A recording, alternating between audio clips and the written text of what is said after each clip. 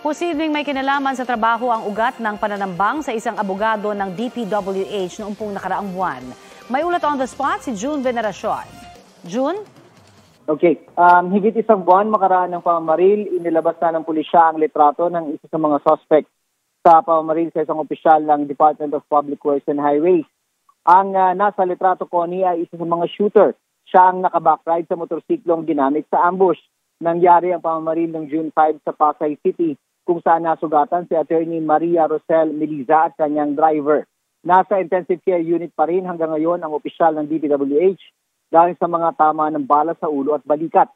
Ayon kay PNP Southern Police District Chief Brigadier General Kirby Craft, work-related ang pananambang, taliwas ito sa nais palabasin ng mga gunman na may kinalaman dito ang New People's Army. Nagsaboy ng leaflets ang mga suspect pagkatapos ng pamamaril. Nakasulat na ang ambush ay isang uri ng paniningil sa mga kasalanan umano ng opisyal ng DPWH. Ang ay hepe ng Right of Ways and Acquisition at Legal Division ng DPWH National Capital Region. Umaapila si PNP Chief Benjamin Acorda Jr. sa publiko na tumulong sa mga pulis. 200,000 pesos ang pabuya sa mga pagkakay na impormasyon tungkol sa mga... Alright.